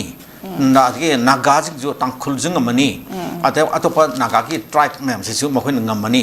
aduna makhoi na leiramba makhoi khun jinga se loina makhoi phakna tanphoga akhoi na lorani aduga akhoi lam semani haiba makhoi da pura dream ma adum leibadong na adum tawri haitare moi ge kano ma asimba wakhal sima aduna asina marum oi harga makhoi thorpa satharpa terrorism gi thabak naktane ba aduna simba mayam si leina leiringi tanja sida akhoi honorable chief minister na khulai se lokhat lagade akhoi khulai lokhat pa habsina santi lakna marum ogani santi khaktana akhoi pura akhoi iran kudim ki solution ogani haise masidi amarum da yam chume ba ado lokhat ka ter khulai sing kana da kino haibu wa ko ri hojik leire ba hojik akhoi tampak ta di khulai se paina dre haitare paina dre ayam bana kaim da leitre haitare khulai pairam ba kambu haisi karino makhoi masana paijagi na pairu banate namdra circumstantial akhoi ki kano na need to na yad ba gi pahin ki bane ba manipur bu thugairani manipur gi lam lorani hana landarak pudu da ngasai sin ku ki zo narco terrorism am na landarak pudu da kan bina ba haina indian security force ne na leiribu mayam sina kaim da tawirak traba adagi state force su matam da kaim ta mapang le thok pungam gidraba adu matan jadu da akhoi micham miyam si kanan kan bini adi akhoi gi isagi ikul irai kai iramdam asidi kanan kan bini haibu wafam ma thorpadagi matam kan binaba leitabdagi ngak pisan binaba leitabdagi akhoi gi kano mayam se akhoi gi isininaw isa inaw mayam se thorki bane ba se aram bai tengol haigera maitai lipul haigera natagna sumnagi village volunteers haigera na asimo mayam se thorki bane ba aduna akhoi isagi kano da ireiba iramdam isagi ifurki miyam sing akhoi isan ngaksagani akhoi ngapinam karam ta leitabni na song thorktana makhoi se matam da khulai do paina baina honar ki bane ba adugi matam da khulai do leitabni na makhoi karai di ngak kano toni amarum da apa khulai pair landara ibni adara adu mugi nongmai mayam da bom mayam da di akhoi na saitup watup na akhoi thangjong na yompak na di kano lanthing na bating ngam bot na tetana adugi tanja da adai da makhoi su angamba pangbai thi da makhoi khulai paina honna saki bane ba aduni hairiba aduma paira ma khulai sing do hojik PR kano lakhi bidagi mamang da president's rule lakba matam dudagi di akhoi kar hani governor risiga hai ngasai gi atumba stakeholder aduma organization sing haitare adum makhoi ga phamina dana wari watai phajana sanar matung da akhoi miyam makhoi na soinam ki ngakani akhoi miyam gi property miyam gi punsi adu lam ngakani haina karim to sohol palhaloi haina aduma thajabado setna aset pa thajaba ma pirpadagi maduri yare haidana phare adudi akhoi pai khulai myam se loin pikhal ake haina pikhar khrabane ba adu khulai se leitra bane ba hojik leitra bane hojik painer bistet sumnagi akhoi ki license nomai haitare ne adu se barrel gun guma kare hani double barrel gumba shotgun gumba hoi gar adiki nomai macha pai ba adu kharabdi leitabde nate adu high city license holder ni dana si illegal nate ba unauthorized kano arms nate ba aduna ngasai gi khulai lokhat pa haibs da hojik akhoi tampak te gi khulai se lokhat ngai leitre aduna lokhat ka se singdagi ne singdagi lokhat ka dong ne ba ngasai gi makhoi gi singda hojik lei se ngasai gi akhoi gi su group da yok ba akhoi gi organization makhoi gi kano ma terrorist group ma amale re ada hai ba su de yok ta atum terrorist group khra adum leiri ne ba UKNA ga kai na kai no khara makhoi leiri dana hai sing se makhoi di adum yaw ba na te ba ngasai su sign tong na ba yaw ba na te ba aduna hari ba mayam sinane ba sing wagi terrorism ki thabak mayam sa thartan khotra mi phaba mi pun kan to ba hat pa khotpa adiki yum mai thaba khun attack to ba khotpa simo mayam to rise ꯑꯗꯒꯤ ꯀꯔꯤ ꯍꯥꯏꯅꯤ ꯑꯩꯈꯣꯏ ꯕꯣꯔꯗꯔꯒ cross ꯇꯧꯔꯒ ꯆꯪꯁꯤꯜꯂꯒ KNB ꯑꯃꯁꯨꯡ PDF ꯀꯥꯏꯅ ꯃ꯭ꯌꯥꯟꯃꯥꯔꯗ operate ꯇꯧꯕ ꯑꯗꯨꯝꯕ ꯃꯈꯣꯏꯒꯤ ꯑꯦꯊꯅꯤꯛ ꯑꯥꯔꯝ ꯒ꯭ꯔꯨꯞꯁꯤꯡꯗꯣ ꯑꯗꯨꯅ ꯉꯁꯥꯏꯒꯤ ꯑꯩꯈꯣꯏ ꯃꯅꯤꯄꯨꯔꯁꯤꯗ ꯑꯣꯄꯔꯦꯠ ꯇꯧꯔꯤꯕ ꯃꯈꯣꯏꯒꯤ ꯃꯆꯥ ꯃꯅꯥꯎ ꯃꯆꯤꯟ ꯃꯅꯥꯎ ꯃꯈꯣꯏ ꯐꯦꯃꯤꯂꯤꯒꯤ ꯑꯣꯏꯔꯤꯕ ꯃꯣꯏꯒꯤ ꯀꯩꯅꯣ ꯃꯌꯥꯝꯁꯦ ꯇꯦꯔꯣꯔꯤꯁ ꯒ꯭ꯔꯨꯞꯁꯤꯡꯁꯤꯒ ꯑꯃꯠꯇꯅꯦꯕ ꯃꯈꯣꯏꯁꯦ ꯆꯞ ꯃꯥꯟꯅꯔꯤꯅꯦꯕ ꯀꯩꯅꯣꯗ ꯃ꯭ꯌꯥꯟꯃꯥꯔꯗ ꯆꯠꯂꯒꯅ ꯃꯈꯣꯏ KNB PDF ꯍꯥꯏꯗꯣꯏꯅꯤ ꯃꯅꯤꯄꯨꯔꯒꯤ ꯁꯣꯏꯜꯗ ꯆꯪꯁꯤꯜꯂꯛꯑꯒꯅ ꯃꯈꯣꯏꯁꯦ ꯀꯩꯅꯣꯅꯤ ꯍꯥꯏꯗꯣꯏꯅꯦꯕ ꯉꯁꯥꯏꯒꯤ ꯁꯨ ꯒ꯭ꯔꯨꯞꯇ ꯌꯥꯎꯔꯤꯕ ꯑꯗꯨꯒꯨꯝꯕ group ꯃꯌꯥꯝꯗꯨꯅꯤ 하이드네ꯕ 아두나 아심바기 그룹싱세 마코이나 빠이디바 쿨라이 모인 시즈너리바 쿨라이 사티나 라나 시즈너람네 마코이나 까피바 bayamsi yembiudana hojiki sina kaithaiga kaina hairiba akoi sana kaithel asidaga makoina ngaletina attack tawriba adi kenoda litan gi lambi da tawriba kholiba mayam kapsaliba kholiba adi akoi tampak tajuni dana akoi aching khusingya tariba akleiba akoi khun mayam dagi yumjingna makoina singdagi bunker dagi kapthariba mayam do yenguna aduna hairibasi khulai pairaga khwaidigi lan siznari se karma section no karma kangbu no haibo ngasai terrorist group sing sine aduna terrorist group sing sine pairiba atmana makhoi ga sign moise kanoda sugi group sing da su pack da yawbani haina khallaseba adu oirgasu makhoi na ground rule da adum thugai jareba moi ground rule da atmana nomi ka pa yaroi habisi adum yawri baneba adu haibo sing si rule da thugai rabani na adu gi makhoi pairiba nomi sing do lokhat pam thoi eba lokhat ka doneba makhoi na haibo ground rule da yawri bido designated camp ta makhoi se legi doni makhoi khulai parka makhoi freely roam around to yaroi hairibani ada hairiba thapusing si amata tawdange keno ta makhoi na maning makha tamna keno ta loina sale sing sang sing don khudung se makhoi sale bunker sare camp thamme aduga makhoi na adum operate tawni mamong da tawre mi phare mi hatle ambush tawni tawre adi sniper rifle ka kan sinare sniper rifle ka du atang bano mai neba adigi phara madu kap ga si sumna ki misam mana hekta kap hai da bana te bata sida yamna well trained oiba mi amana training ga se pakat tawra ka kap ka doneba hai si yamna atap hum da ki tham ga makhoi kap ka doneba yamna thap na mi ki gari lakpa khotpa kari kara de adigi mi sap ga si adu makhoi di keno do adum yawbani na lens yawbani na adudabdi nakna adum uba adu ngasai maton da sum hale ta halle har ga mathai thara I pa la ga si haliba akoi ya keno ki SDPO anan singtham anan keno da more da ha lei hat kriba adigi na han series da akoi litan da keno ki tangkhul akoi naga misam gari da lakpa matam da makhoi chkarai da singmai di singdon ki makhoi na kap khiba singma mayam se well trained tor adum kangbu neba adu asumba makhoi na pai ba khulai adigi makhoi na tawriba training kadai da ki no kanana pibuno khopno haina yam leigra haitare singma mayam se makhoi na pai ba adum sniper rifle ga to kadai da leibuno ka kai koi ti ga dong neba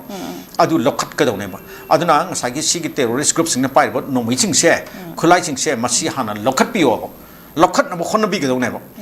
adu ni da adana khulai se lokhan ngai se maram kaimda litre tampak ta litre hauji tampak ta karimda thokte na karim ta thokte kanam ta thokte akhoi masel hatna bo tum na karimda mong se likte adigi ꯑꯩꯈꯣꯏꯒꯤ ꯃꯔꯛꯇꯒꯤ ꯃꯤ ꯀꯤꯗꯅꯦꯞ ꯇꯧꯔꯒ ꯔꯦꯟꯁꯝ ꯇꯥꯟꯅꯕꯅꯤ ꯍꯥꯏꯗꯅ ꯐꯥꯕ ꯈꯣꯠꯄ ꯀꯔꯤ ꯍꯥꯏꯅꯤ ꯃꯍꯥꯖꯣꯟꯁꯤꯡ ꯑꯗꯒꯤ ꯊꯤꯀꯥꯗꯥꯔꯁꯤꯡ ꯅꯠꯇ꯭ꯔꯒ ꯑꯣꯐꯤꯁꯔꯁꯤꯡ ꯅꯠꯇ꯭ꯔꯒꯅ ꯏꯚꯟ ꯕꯤꯖꯤꯅꯦꯁꯃꯦꯟꯁꯤꯡ ꯑꯗꯨꯝꯕ ꯐꯥꯕ ꯄꯨꯟꯕ ꯀꯔꯤꯝꯇ ꯂꯩꯇꯦꯗꯅ ꯍꯧꯖꯤꯛ ꯇꯧꯔꯤꯁꯤ ꯆꯤꯡꯗꯅꯦꯕ ꯉꯁꯥꯏꯒꯤ ꯇꯦꯔꯣꯔꯤꯁ ꯒ꯭ꯔꯨꯞꯁꯤꯡꯁꯤꯅ ꯇꯧꯔꯛꯏꯅꯦꯕ ꯑꯗꯨꯅ ꯉꯁꯥꯏꯒꯤ ꯆꯤꯡꯗ ꯑꯣꯏꯅ ꯁꯤꯒꯤ ꯈꯨꯠꯂꯥꯏ ꯂꯧꯈꯠꯄꯒꯤ ꯑꯣꯄꯔꯦꯁꯟꯁꯦ ꯃꯁꯤ ꯌꯥꯝꯅ ꯊꯨꯅ ꯆꯪꯁꯤꯟꯕꯤꯕ ꯇꯧꯕꯤꯕ ꯃꯊꯧ ꯇꯥꯏꯌꯦꯕ ꯑꯗꯒꯤ ꯃꯁꯤ ꯇꯧꯅꯕꯅꯤ ꯍꯥꯏꯗꯅ ꯍꯣꯝ ꯃꯤꯅꯤꯁꯇꯔ ꯑꯃꯤꯠ ꯁꯥꯍꯅꯒ ꯅꯍꯥꯟꯃꯨꯛ ꯑꯩꯈꯣꯏꯒꯤ ꯆꯤꯞ ꯃꯤꯅꯤꯁꯇꯔ ꯃꯌꯥꯝꯒꯤ ꯃꯤꯐꯝꯒ ꯀꯩꯅꯣꯗ ꯃꯥꯒꯤ ꯚꯔꯆꯨꯋꯦꯜꯂꯤ ꯇꯧꯈꯤꯕ ꯈꯣꯠꯈꯤꯕ ꯗꯦꯜꯂꯤꯗꯒ ꯇꯧꯏ ꯍꯥꯏꯕ ꯌꯥꯎꯕ ꯉꯝꯗꯕꯗꯅ ꯚꯔꯆꯨꯋꯦꯜꯂꯤ ꯄꯥꯔꯇꯤꯁꯤꯄꯦꯠ ꯇꯧꯕ ꯑꯗꯨꯒ ꯀꯩꯅꯣ ꯇꯧꯕ ꯑꯩꯈꯣꯏꯒꯤ ꯃꯅꯤꯄꯨꯔꯒꯤ ꯆꯤꯞ ꯑꯣꯅꯔꯦꯕꯜ ꯆꯤꯞ ꯃꯤꯅꯤꯁꯇꯔꯁꯨ ꯑꯗꯒꯤ ꯀꯩꯅꯣꯁꯨ ꯍꯣꯝ ꯃꯤꯅꯤꯁꯇꯔꯁꯨ ꯆꯠꯇꯅ ꯎꯅꯔꯨꯔꯦ ꯈꯣꯠꯂꯨꯔꯦ ꯑꯗꯨꯗꯩꯗ ꯍꯧꯖꯤꯛ ꯑꯩꯈꯣꯏ ꯃꯅꯤꯄꯨꯔꯗ ꯀꯥꯎꯟꯇꯔ ꯏꯟꯁꯔꯖꯦꯟꯁꯤ ꯑꯣꯄꯔꯦꯁꯟ ꯆꯠꯊꯔꯅꯤ ꯑꯗꯨꯒ 2029 ꯐꯥꯎꯒꯤ ꯃꯅꯨꯡꯗꯗꯤ ꯏꯟꯁꯔꯖꯦꯟꯁꯤ ꯇꯣꯇꯦꯜꯂꯤ ꯃꯈꯣꯏꯅ ꯏꯔꯥꯗꯤꯀꯦꯠ ꯇꯧꯔꯅꯤ ꯀꯥꯏꯅ ꯍꯥꯏꯌꯦꯅ ꯒꯥꯏꯅ ꯂꯩꯗꯅꯁꯦ ꯑꯁꯤꯒꯨꯝꯕ ꯋꯥꯔꯤ ꯃꯌꯥꯝꯁꯤ ꯂꯩꯔꯕꯗꯤ ꯂꯩꯔꯦ ꯍꯥꯏꯔꯒ ꯑꯗꯒꯤ ꯃꯗꯨꯒꯤꯗꯃꯛꯇ ꯃꯗꯨꯗ ꯁꯤꯖꯤꯟꯅꯔꯝꯅꯤ ꯍꯥꯏꯅ ꯀꯣꯕ꯭ꯔꯥ ꯅꯤꯡꯒꯥꯏꯅ CRPFꯀꯤ ꯒꯔꯤꯂꯥ ꯋꯥꯔꯐꯤꯌꯔ ꯑꯗꯨ ꯑꯗꯥ ꯀꯥꯎꯟꯇꯔ ꯏꯟꯁꯔꯖꯦꯟꯁꯤ ꯊꯦꯡꯅꯕꯗ ꯍꯩꯁꯤꯡꯉꯕꯅꯤ ꯀꯥꯏꯅ ꯉꯁꯥꯏꯒꯤ ꯃꯥꯋꯤꯁ ꯅꯛꯁꯂꯥꯏꯠꯁꯤꯡ ꯁꯠꯇꯤꯁꯒꯔꯗ ꯎꯠꯇꯔꯒꯟꯗ ꯑꯗꯒꯤ ꯀꯗꯥꯏ ꯀꯗꯥꯏꯅꯣ ꯑꯟꯙ꯭ꯔ ꯄ꯭ꯔꯗꯦꯁꯇ ꯃꯙ꯭ꯌ ꯄ꯭ꯔꯗꯦꯁꯇ ꯃꯣꯏ ꯊꯦꯡꯅꯈꯤꯕ ꯑꯗꯨꯝꯕ ꯑꯗꯨꯒꯤ ꯃꯈꯣꯏꯒꯤ ꯑꯦꯂꯤꯠ ꯐꯣꯔꯁꯅꯤ ꯍꯥꯏꯕ ꯑꯦꯂꯤꯠ ꯑꯩꯈꯣꯏꯒꯤ CRPF ꯌꯨꯅꯤꯠꯅꯤ ꯍꯥꯏꯁꯦ ꯃꯈꯣꯏꯒꯁꯤ ꯂꯥꯛꯑꯦꯅ ꯍꯥꯏꯔꯤꯗꯅ ꯑꯗꯣ ꯑꯁꯤꯒꯨꯝꯕꯒꯤ ꯁꯤꯒꯤ ꯀꯥꯡꯕꯨꯁꯤꯡꯁꯦ ꯁꯤꯖꯤꯟꯅꯔꯦ ꯍꯥꯏꯔꯒ ꯁꯨꯃꯥꯏꯅ ꯇꯧꯅ ꯂꯣꯕꯨ ꯂꯥꯟꯅ ꯀꯩꯅꯣ ꯇꯧꯔꯤꯕ ꯑꯩꯈꯣꯏꯒꯤ ꯑꯟꯂꯣꯐꯨꯜ ꯑꯣꯏꯕ ꯊꯕꯛ ꯇꯧꯔꯤꯕ ꯑꯗꯒꯤ ꯈꯨꯠꯂꯥꯏ ꯄꯥꯏꯔꯒ ꯂꯥꯟꯅ ꯁꯤꯖꯤꯟꯅꯔꯤꯕ ꯑꯗꯒꯤ ꯃꯈꯣꯏꯒꯤ ꯁꯨ ꯄꯦꯛꯇ ꯌꯥꯎꯔꯤꯕ ꯁꯨꯗ ꯌꯥꯎꯔꯤꯕ ꯒ꯭ꯔꯥꯎꯟ ꯔꯨꯜ ꯊꯨꯒꯥꯏꯔꯒ ꯃꯈꯣꯏꯅ ꯇꯧꯅꯤꯡꯕ ꯇꯦꯔꯣꯔꯤꯖꯝꯒꯤ ꯊꯕꯛ ꯇꯧꯔꯤꯕ ꯑꯁꯤꯒꯨꯝꯕ ꯀꯥꯡꯕꯨꯁꯤꯡꯒꯤ ꯃꯊꯛꯇ ꯍꯥꯟꯅ ꯑꯣꯄꯔꯦꯁꯟ ꯆꯠꯊꯕꯤꯔꯣ ꯑꯗꯨꯒꯤ ꯃꯇꯨꯡꯗ ꯀꯩꯅꯣ ꯇꯧꯕ ꯌꯥꯕ ꯑꯇꯩ ꯑꯇꯩ ꯑꯗꯨꯝ ꯃꯈꯥ ꯑꯗꯨꯝ ꯇꯧꯕꯤꯌꯣꯅ ꯁꯨꯃꯥꯏꯅ ꯍꯥꯏꯖꯅꯤꯡꯉꯤ ꯊꯥꯒꯠꯆꯔꯤ ꯑꯣꯖꯥ ꯑꯗꯨꯒ ꯃꯈꯥ ꯇꯥꯅ ꯂꯥꯛꯆꯕꯗ ꯑꯩꯈꯣꯏꯒꯤ ꯎꯈ꯭ꯔꯨꯜꯒꯤ ꯇꯥꯡꯈꯨꯜꯁꯤꯡꯅ ꯍꯦꯂꯤꯀꯣꯞꯇꯔ ꯁꯥꯔꯚꯤꯁ ꯁꯤꯖꯤꯟꯅꯗꯨꯅ ꯏꯝꯐꯥꯜ ꯆꯠꯄꯗ ꯀꯨꯀꯤꯖꯣꯒꯤ ꯑꯦꯌꯔ ꯁ꯭ꯄꯦꯁ ꯁꯤꯖꯤꯟꯅꯗꯨꯅ ꯁꯤꯖꯤꯟꯅꯔꯤꯕ ꯑꯁꯤ ꯂꯦꯞꯇ꯭ꯔꯕꯗꯤ ꯀꯥꯞꯊꯔꯒꯅꯤ ꯍꯥꯏꯕ ꯑꯩꯈꯣꯏꯒꯤ ꯑꯊꯤꯡꯕ ꯋꯥꯐꯝ ꯑꯃ ꯂꯥꯛꯂꯤ ꯑꯣꯖꯥ ꯋꯥꯐꯝ ꯑꯁꯤ ꯑꯩꯈꯣꯏꯒꯤ ꯚꯤꯂꯦꯖ ꯚꯣꯂꯨꯟꯇꯤꯌꯔ ꯎꯈ꯭ꯔꯨꯜ ꯒꯝꯀꯥꯏꯒꯤ ꯃꯦꯗꯤꯌꯥ ꯁꯦꯜꯅ ꯊꯥꯗꯣꯔꯛꯄ ꯋꯥꯐꯝꯗ ꯑꯩꯈꯣꯏꯒꯤ ꯊꯥ ꯑꯁꯤꯒꯤ 19 ꯑꯃꯁꯨꯡ 19ꯗ ꯃꯣꯡꯀꯣꯠ ꯆꯦꯄꯨ ꯑꯦꯔꯤꯌꯥꯗ ꯗ꯭ꯔꯣꯟ ꯄꯥꯏꯔꯛꯄ ꯊꯦꯡꯅꯈꯤꯕ ꯑꯗꯨꯗꯒꯤ ꯑꯩꯈꯣꯏꯒꯤ ꯗ꯭ꯔꯣꯟ ꯑꯗꯨꯒꯤ ꯍꯧꯔꯛꯐꯝ ꯊꯤꯒꯠꯂꯨꯕꯗ ꯁꯤꯀꯤꯕꯨꯡ ꯑꯗꯒꯤ ꯁꯔꯀꯥꯐꯨꯡ ꯈꯨꯜꯗꯒꯤ ꯄꯥꯏꯔꯛꯄ ꯑꯣꯏꯔꯝꯈꯤꯕ ꯑꯗꯨꯒ ꯃꯈꯥ ꯇꯥꯅ ꯑꯩꯈꯣꯏꯒꯤ ꯀꯨꯀꯤꯖꯣꯒꯤ ꯑꯦꯔꯤꯌꯥꯗ ꯗ꯭ꯔꯣꯟ ꯄꯥꯏꯔꯛꯄ ꯇꯥꯔꯒꯗꯤ ꯑꯃꯨꯛꯀ ꯑꯩꯈꯣꯏꯒꯤ ꯊꯥꯒꯠꯂꯤꯕ ꯗ꯭ꯔꯣꯟ ꯑꯗꯨ ꯀꯔꯤꯒꯨꯝꯕ ꯃꯈꯥ ꯑꯗꯨꯝ ꯆꯠꯊꯔꯛꯄ ꯇꯥꯔꯒꯗꯤ ꯑꯗꯨꯗ ꯂꯧꯈꯠꯂꯛꯄ ꯑꯦꯛꯁꯟꯗꯁꯨ ꯑꯩꯈꯣꯏꯒꯤ ꯃꯁꯥ ꯃꯁꯥꯅ ꯍꯥꯏꯗꯤ ꯃꯐꯝꯗꯨꯒꯤ ꯀꯩꯅꯣꯁꯤꯡꯅ ꯗꯥꯏꯇ ꯑꯁꯤ ꯄꯨꯖꯒꯗꯕꯅꯤ ꯍꯥꯏꯅ ꯐꯣꯡꯗꯣꯔꯛꯄ ꯑꯗꯨꯒ ꯃꯈꯥ ꯇꯥꯅ ꯑꯃꯨꯛꯀ ꯑꯩꯈꯣꯏꯒꯤ ꯍꯦꯂꯤꯀꯣꯞꯇꯔ ꯄꯥꯏꯕꯁꯤꯅ ꯀꯨꯀꯤꯖꯣꯁꯤꯡꯗ ꯑꯩꯈꯣꯏꯒꯤ ꯀꯥꯏꯍꯧꯕꯒꯤ ꯃꯑꯣꯡ ꯑꯃ ꯂꯩ ꯍꯥꯏꯕꯒꯤ ꯋꯥꯐꯝꯁꯨ ꯁꯨꯃꯥꯏꯅ ꯐꯣꯡꯗꯣꯔꯛꯂꯤ ꯁꯨꯃꯥꯏꯅ ꯂꯩꯕꯁꯤꯗꯗꯤ ꯑꯣꯖꯥ ꯀꯩ ꯍꯥꯏꯕꯤꯅꯤ ꯇꯥꯖꯤꯗ ꯌꯥꯝ ꯁꯥꯊꯤꯅ ꯅꯣꯛꯅꯤꯡꯕ ꯋꯥꯐꯝꯅꯤ ꯍꯥꯏꯇꯥꯔꯦ ꯃꯁꯤ ꯃꯈꯣꯏꯅꯒ ꯑꯗꯩꯗ ꯆꯦꯒ ꯊꯣꯛꯇꯅ ꯈꯣꯠꯇꯅ ꯋꯥꯔꯅꯤꯡꯒ ꯄꯤꯗꯅ ꯊ꯭ꯔꯦꯇꯟꯒ ꯇꯧꯗꯅ ꯈꯣꯠꯇꯅ ꯇꯧꯔꯤꯁꯦ ꯌꯥꯝ ꯁꯥꯊꯤꯅ ꯅꯣꯛꯅꯤꯡꯕ ꯍꯥꯏꯇꯥꯔꯦ ꯁꯤ ꯑꯩꯈꯣꯏ ꯃꯅꯤꯄꯨꯔꯒꯤ ꯂꯩꯃꯥꯏꯁꯦ ꯃꯅꯤꯄꯨꯔꯒꯤ ꯂꯩꯃꯥꯏꯗ ꯎꯈ꯭ꯔꯨꯜ ꯑꯣꯏꯒꯦꯔꯥ ꯏꯝꯐꯥꯜ ꯑꯣꯏꯒꯦꯔꯥ ꯇꯃꯦꯡꯂꯣꯡ ꯑꯣꯏꯒꯦꯔꯥ ꯁꯦꯅꯥꯄꯇꯤ ꯑꯣꯏꯒꯦꯔꯥ ꯋꯦꯔꯤꯕꯔ ꯑꯣꯏꯅꯤꯡꯕ ꯑꯣꯏꯁꯅꯣꯕ ꯍꯥꯏꯔꯤꯁꯤꯡꯁꯦ ꯃꯅꯤꯄꯨꯔꯒꯤ ꯂꯝꯅꯦꯕ ꯃꯅꯤꯄꯨꯔꯒꯤ ꯂꯝꯁꯦ ꯑꯩꯈꯣꯏ ꯃꯅꯤꯄꯨꯔ ꯒꯚꯔꯟꯃꯦꯟꯠꯀꯤꯅꯤ ꯃꯅꯤꯄꯨꯔ ꯃꯤꯌꯥꯝꯒꯤꯅꯤ ꯑꯩꯈꯣꯏ ꯑꯄꯨꯟꯕꯅꯤ ꯍꯥꯏꯇꯥꯔꯦ ꯃꯁꯤꯁꯦ ꯀꯥꯡꯂꯨꯞ ꯑꯃꯒꯤ ꯍꯥꯏꯗꯅ ꯃꯈꯣꯏ ꯃꯁꯥꯒꯤ ꯂꯝꯅꯤ ꯑꯩꯈꯣꯏꯒꯤ ꯀꯩꯅꯣꯅꯤ ꯀꯥꯏꯅ ꯑꯗꯨꯝꯕꯒꯤ ꯋꯥꯐꯝꯁꯦ ꯀꯩꯁꯨ ꯂꯩꯅꯤꯡꯉꯥꯏ ꯂꯩꯇꯦ ꯍꯥꯏꯇꯥꯔꯦ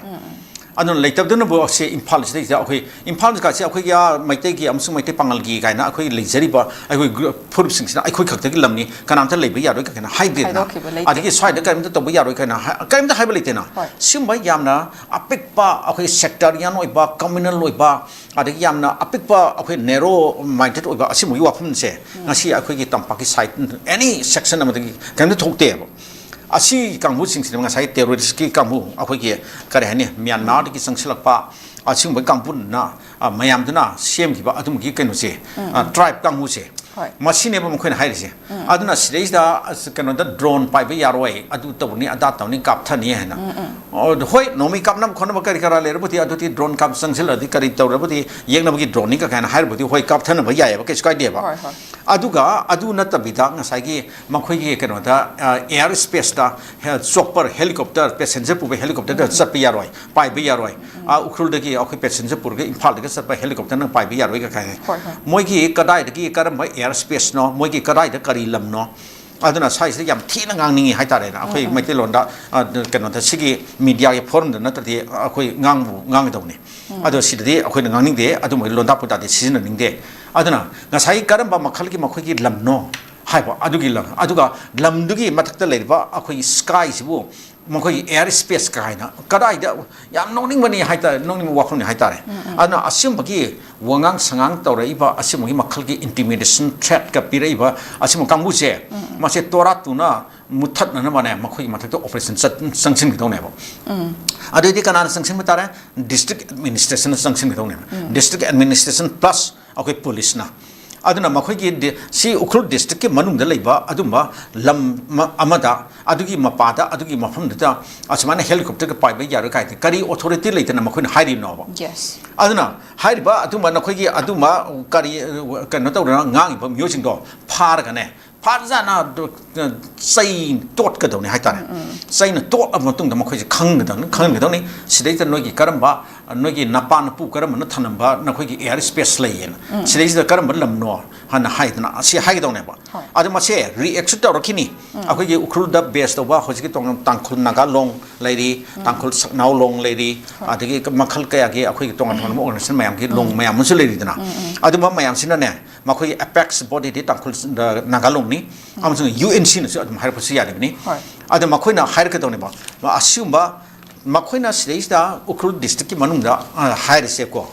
ꯁꯤꯒꯤ ꯀꯩꯅꯣ ꯃꯌꯥꯝꯁꯤꯅ ꯀꯨꯀꯤ ꯃꯌꯥꯝꯁꯤꯅ ꯇꯥꯔꯤꯕꯁꯦ karmai to na ta gi no hai to history do yen khalu matam da makhoi gi akhoi gi ukhul gi mafam da hana lejar maptam amki ipai pu hai tare akhoi gi na tangkhul ipai pu tangkhul ipai pu sing da makhoi na nijaraga moina haijaraga akhoi mafam state kita leiba yan biu copy wo hai na makhoi da gi kana tawraga akhoi gi house tax land tax thiraga lam machet ma lorga mafam da mi manga tara khak targa leiraga adman to sangal khiba adu ma khunjing ne ba ade hojikti makhoi thi pura mitop miam cha mayam myanmar gi kari te gi loin sangchile harga masing yam khalaka makhoi na challenge to ngamani akhoi masing yam me akhoi khulai pai re oi pangal kal ga ne tawro poi wa ne ba keno tajida aduna asumba makhoi gi kare hani mitop miram dagi miribak dagi ngamkhai lanan la aga adai da saidang nan leiraga hojikta mapu sarga tawre bachidi aduga adumuga makhal gi threat ka piratan khodan tawsidi madudi yamna nokning ba sang tawrui ta thaba mani aduna masigi potsida singso samne react lakine na ai khali aduna sagi district administration na amsang district police na ne asigi che thoi bse masi karamba ain gi law gi makhada kanu da ahoina action lo khapi yabage habado yeng le harga makhoi mathakta kanu ki legal action se padan lo khatlaga makhoi legal punishment se lawful ba makhoi phamum topa punishment se phang ngi dong ne ai haininge tajida thaga chari aduga ne oza ai khoi gi cookie zo council na matam am dai khoi gi February gi angan ba saruk da government sem ba da yaw ki ba cookie zo gi MLA sing bu khoi gi social boycott au ki ba ama lei khoi gi lei ki ba do hojik ti adugi athing ba do handok le hai ba wa form lak pa sina ai khoi gi expect se kari ta we ai oza aduga makhoi da kari move se oiram ba ya haina khan ba ya ba ge oza kai le tajida masi makhoi na hojik laura iba khongthang se masi aikhoi gi kano dati aikhoi na positively yenga se ba yes masi adum aphaba khongthang mani sumaina hainingi ahan bada kano gi hojik le biriba honorable chief minister 𝐍𝐄𝐿 lusingba magi mi mangana saba council of ministers sida khoi gi cookie jo community gi mio MLA ama yaure maxi deputy chief minister oribani kano de akoi nem sakip ken aduna hai ban nem sakip ken yauba aduga atopa khoi gi cookie jo community gi marak gi MLA kharasu akoi honorable chief minister ka puna Delhi chatmina ba Delhi te imphal la mina ba adagi Raj Bhavan da achi wasak logi tharum te yomina ba adum MLA ani leiribani aduga atopa MLA kharasu adum watai sis loin sana re harga pau phona dana akoi lengak sida yaw na ba haitare support to na ba sangsilak na ba aduga even makhoi gi marak gi kharasu akoi gi minister akoi ministerial bird se pi na ba gi wakhong sa adum khana ba leiram ba jatni leiram bani ado hai basing si tauna ba na paikhalapa adum thorang gi marak tu da nasagi cookie jo council hai basine aduga ate te moi kangbu kharagana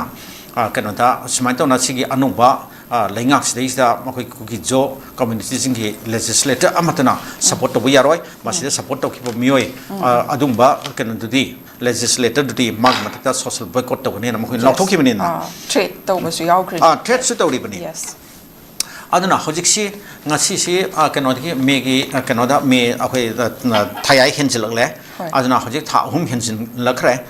anu boleng si lakpa dagi di adu hai ba matam sibuki manungda makhoi na social boycott to ba haina adu gi phirep to maduna kalida kana han lakpa ge habse makhoi da kana ba gimota mangjab na hen oirpa haitare ma yampa haitare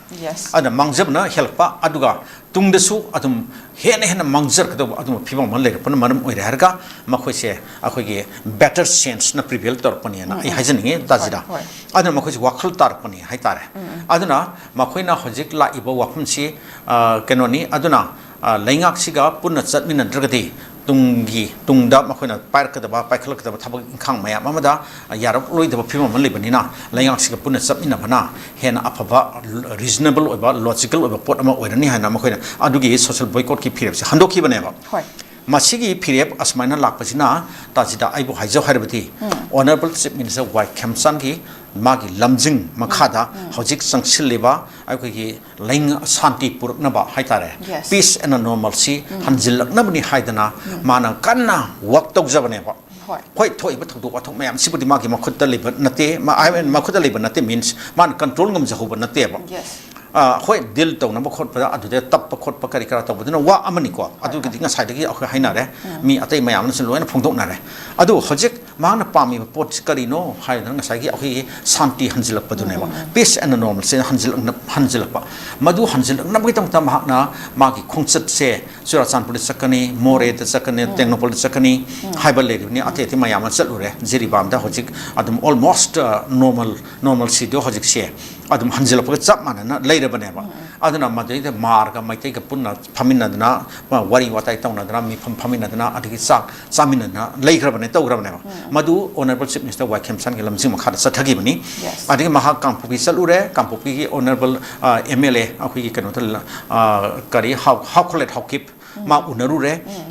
ꯑꯗꯒꯤ ꯃꯥꯒꯁꯨ ꯑꯗꯨꯝ ꯋꯥꯔꯤꯁꯦ ꯑꯗꯨꯝ ꯂꯣꯏꯅ ꯁꯥꯟꯅꯔꯝꯃꯅꯦꯕꯀꯣ ꯁꯥꯟꯇꯤꯒꯤ ꯀꯔꯤꯒꯤ ꯀꯔꯤ ꯀꯥꯏ ꯑꯗꯨꯒꯤ ꯃꯇꯥꯡꯗ ꯑꯩꯈꯣꯏꯗꯕꯨꯗꯤ ꯍꯥꯏꯗꯣꯛꯇ꯭ꯔꯒꯁꯨ ꯑꯗꯣ ꯑꯗꯒꯤ ꯑꯃꯨꯛ ꯁꯦꯅꯥꯄꯇꯤ ꯆꯠꯂꯨꯔꯤꯗꯅ ꯀꯥꯡꯄꯣꯛꯄꯤ ꯐꯥꯎꯔꯒ ꯎꯈ꯭ꯔꯨꯜ ꯆꯠꯂꯤꯕꯅꯤ ꯁꯨꯃꯥꯏꯅ ꯁꯤꯒꯨꯝꯕꯒꯤ ꯃꯍꯥꯛꯀꯤ ꯊꯧꯔꯥꯡ ꯃꯥꯅ ꯍꯧꯖꯤꯛ ꯌꯥꯝ ꯀꯟꯅ ꯍꯥꯏꯖꯔꯤꯁꯦ ꯍꯧꯖꯤꯛ ꯉꯁꯥꯏꯒꯤ ꯈꯨꯠꯂꯥꯏ ꯄꯥꯏꯗ꯭ꯔꯕꯗꯤ ꯈꯨꯠꯂꯥꯏꯁꯦ ꯂꯧꯈꯠꯄ ꯑꯃꯁꯨꯡ ꯁꯥꯟꯇꯤ ꯍꯥꯏꯕꯁꯤꯅ ꯑꯃꯠꯇ ꯉꯥꯏꯔꯕ ꯁꯣꯂꯨꯁꯟ ꯑꯣꯏꯒꯅꯤ ꯍꯥꯏꯁꯤ ꯃꯥ ꯌꯥꯝ ꯇꯣꯏꯅ ꯑꯗꯨꯝ ꯍꯥꯏꯕꯅꯦꯕ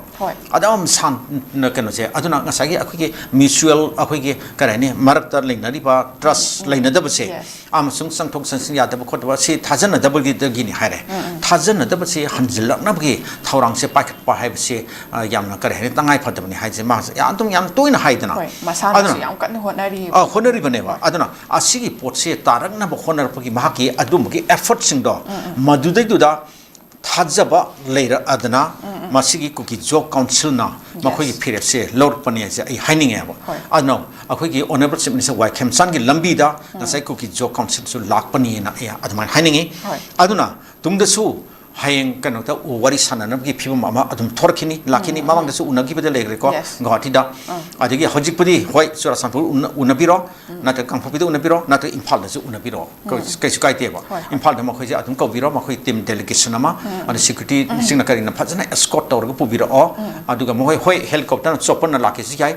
ꯀꯩꯅꯣ ꯆꯨꯔꯥꯆꯥꯟꯄꯨꯔꯗꯒꯤ ꯀꯪꯂꯥꯗ ꯇꯥꯔꯦ ꯍꯥꯏꯔꯒ ꯑꯗꯩ ꯀꯪꯂꯥꯗꯒꯤ ꯑꯗꯨꯝ ꯊꯣꯔꯛꯑꯒ ꯑꯗꯨꯝ ꯀꯗꯥꯏꯗꯅꯣꯗ ꯑꯗꯨꯝ ꯋꯥꯔꯤ ꯁꯥꯟꯅꯕ ꯌꯥꯏꯗꯅ ꯑꯗꯨꯃꯥꯏꯅ ꯇꯧꯅ ꯋꯥꯔꯤ ꯁꯥꯟꯅꯕꯒꯤ ꯊꯕꯛꯁꯦ ꯋꯥꯟꯁ ꯍꯧꯈ꯭ꯔꯒꯗꯤ ꯇꯞꯅ ꯇꯞꯅ ꯃꯊꯪꯁꯦ ꯑꯗꯨꯝ ꯂꯥꯛꯀꯅꯤ ꯍꯥꯏꯕ ꯑꯁꯤꯒꯤ ꯊꯥꯖꯕꯁꯦ ꯃꯁꯤꯅꯦꯕ ꯀꯩꯅꯣꯗ ꯑꯩꯈꯣꯏꯒꯤ ꯂꯩꯉꯥꯛꯁꯤꯒꯤ ꯂꯨꯆꯤꯡꯕꯅ ꯃꯥꯅ ꯄꯥꯏꯈꯠꯂꯛꯏꯕ ꯊꯕꯛꯁꯤꯡꯁꯦ ꯑꯗꯨꯅ ꯑꯁꯤꯒꯤ ꯊꯕꯛꯁꯤꯗ ꯃꯈꯣꯏꯁꯦ ꯑꯗꯣꯝꯒꯤ ꯃꯥꯏꯀꯩꯗꯨꯗ ꯂꯥꯛꯄꯅꯤꯅ ꯑꯩ ꯍꯥꯏꯖꯅꯤꯡꯉꯤ ꯑꯗꯨꯅ ꯑꯁꯤꯒꯨꯝꯕꯒꯤ ꯀꯩꯅꯣꯁꯦ ꯑꯁꯨꯃꯥꯏꯅ ꯃꯈꯣꯏꯒꯨꯝꯅ ꯀꯨꯀꯤ ꯖꯣꯕ ꯀꯥꯎꯟꯁꯤꯜꯒꯨꯝꯅ ꯑꯇꯩ ITLF ꯂꯩꯔꯤꯕ ꯀꯣꯇꯨ ꯂꯩꯔꯤꯕ ꯑꯗꯒꯤ ꯑꯇꯩ ꯑꯇꯩ ꯃꯈꯣꯏꯒꯤ ꯀꯩꯅꯣ ꯑꯣꯔꯒꯅꯥꯏꯖꯦꯁꯟ ꯃꯌꯥꯝ ꯑꯃ ꯂꯩꯔꯤꯕꯁꯤꯡꯁꯦ ꯃꯈꯣꯏꯁꯨ ꯃꯇꯨꯡꯗ ꯀꯩꯅꯣꯒꯤ ꯀꯨꯀꯤ ꯖꯣꯕ ꯀꯥꯎꯟꯁꯤꯜꯒꯤ ꯃꯇꯨꯡ ꯏꯜꯂꯛꯄ ꯑꯣꯏꯁꯅꯨꯅ ꯑꯩ ꯑꯗꯨꯃꯥꯏꯅ ꯍꯥꯏꯖꯅꯤꯡꯉꯤ ꯇꯥꯖꯤꯗ ꯌꯥꯝꯅ ꯄꯣꯖꯤꯇꯤꯚ ꯑꯣꯏꯕ ꯋꯥꯈꯜꯂꯣꯟꯗꯨꯅꯦ ꯑꯣꯖꯥ ꯊꯥꯒꯠꯆꯔꯤ ꯂꯣꯏꯁꯤꯜꯂꯛꯄꯗ ꯑꯃꯇꯪꯒ ꯂꯥꯛꯆꯈꯤꯒꯦ ꯑꯣꯖꯥ ꯑꯩꯈꯣꯏꯒꯤ ꯎꯈ꯭ꯔꯨꯜ ꯗꯤꯁꯇ꯭ꯔꯤꯛꯀꯤ ꯁꯤꯅꯥ ꯀꯩꯊꯦꯜꯒꯤ ꯈꯨꯜꯁꯤꯗ ꯑꯩꯈꯣꯏꯒꯤ ꯍꯟꯖꯤꯟ ꯍꯟꯖꯤꯟ ꯑꯣꯖꯥꯅꯁꯨ ꯃꯃꯥꯡꯗ ꯄꯟꯕꯤꯈꯤꯕ ꯑꯩꯈꯣꯏꯒꯤ ꯍꯟꯖꯤꯟ ꯍꯟꯖꯤꯟ ꯍꯦꯛ ꯑꯦꯇꯦꯛꯀꯨꯝꯕ ꯆꯠꯊꯕꯤꯕ ꯑꯗꯨꯅ ꯃꯔꯝ ꯑꯣꯏꯗꯨꯅ ꯑꯩꯈꯣꯏꯒꯤ ꯈꯨꯜ ꯑꯁꯤꯒꯤ ꯈꯨꯟꯖꯥꯁꯤꯡꯒꯤ ꯃꯤꯄꯥꯏꯅꯕ ꯌꯥꯎꯅꯕ ꯁꯥꯐꯗ꯭ꯔꯕꯒꯤ ꯐꯤꯕꯝꯗ ꯁꯨꯝ ꯂꯩꯕ ꯁꯤꯁꯤꯅ ꯃꯔꯝ ꯑꯣꯏꯔꯒ ꯑꯩꯈꯣꯏꯒꯤ ꯚꯤꯂꯦꯖ ꯑꯣꯊꯣꯔꯤꯇꯤꯒꯤ ꯁꯥꯏꯠꯇꯒꯤ ꯑꯩꯈꯣꯏꯒꯤ CMꯗ ꯑꯩꯈꯣꯏꯒꯤ IRB ꯊꯝꯕꯤꯌꯨ ꯑꯃꯁꯨꯡ ꯄꯨꯂꯤꯁ ꯁ꯭ꯇꯦꯁꯟꯒꯤ ꯃꯦꯟ ꯄꯥꯋꯔꯁꯤꯡ ꯍꯦꯟꯒꯠꯍꯟꯕꯤꯌꯨ ꯍꯥꯏꯕ ꯋꯥꯐꯝ ꯑꯃꯁꯨ ꯂꯩꯔꯤꯕ ꯁ꯭ꯋꯥꯏ ꯃꯇꯥꯡꯁꯤꯗ ꯑꯣꯖꯥꯒꯤ ꯑꯣꯏꯕ ꯍꯥꯏꯕꯤꯅꯤꯡꯕ ꯑꯁꯤꯒꯨꯝꯕ ꯀꯩꯅꯣꯁꯤꯒꯤ ꯃꯇꯥꯡꯁꯤꯗ ꯍꯥꯏꯗꯤ ꯃꯈꯣꯏꯗ ꯊꯦꯡꯅꯔꯤꯕ ꯈꯨꯟꯖꯥꯁꯤꯡꯁꯤꯗ ꯂꯩꯔꯤꯕ ꯐꯤꯕꯝꯁꯤꯒꯤ ꯃꯇꯥꯡꯁꯤꯗ ꯀꯩ ꯍꯥꯏꯕꯤꯅꯤꯡꯉꯤ ꯑꯣꯖꯥ ꯇꯥꯖꯤꯗ ꯌꯥꯝ ꯆꯨꯝꯕ ꯋꯥꯐꯝꯅꯤ ꯍꯧꯖꯤꯛ ꯑꯩꯈꯣꯏꯒꯤ ꯁꯤꯅꯥ ꯀꯩꯊꯩ ꯃꯈꯣꯏꯅ ꯍꯥꯏꯕꯗ ꯑꯩꯈꯣꯏꯅꯕꯨꯗꯤ ꯁꯅꯥ ꯀꯩꯊꯦꯜ ꯑꯅ ꯍꯥꯏꯕ ꯍꯥꯏꯔꯤꯕ ꯑꯁꯤꯒꯤ ꯃꯐꯝꯗ ꯂꯩꯔꯤꯕ ꯑꯩꯈꯣꯏꯒꯤ ꯇꯥꯡꯈꯨꯜ ꯈꯨꯟꯖꯥꯁꯤꯡꯁꯦ ꯃꯈꯣꯏꯁꯤ ꯌꯥꯝꯅ ꯑꯋꯥꯕ ꯃꯤꯄꯥꯏꯅꯤꯡꯉꯥꯏ ꯑꯣꯏꯕ ꯑꯗꯨꯝꯕ ꯐꯤꯕꯝ ꯑꯃꯗ ꯂꯩꯔꯤꯕꯅꯤ ꯑꯩꯈꯣꯏ ꯈꯪꯉꯤ aduna kenoda makhoi kuire ngasagi kenosingna ngasagi terrorist group singduna singdagi singmai ki lummaga nomai kapthar masi makhina nisa sa silga makhoi nungai ra tanja ngaukhal tanja mission ki sini nani ki rakta tanja aduma tanja ta tawribara natragna ngaha lerga amuk potharaga hojigi yare amuk kapaji na amuk tawribara natraga asmaina moina ngahak laitana go pipa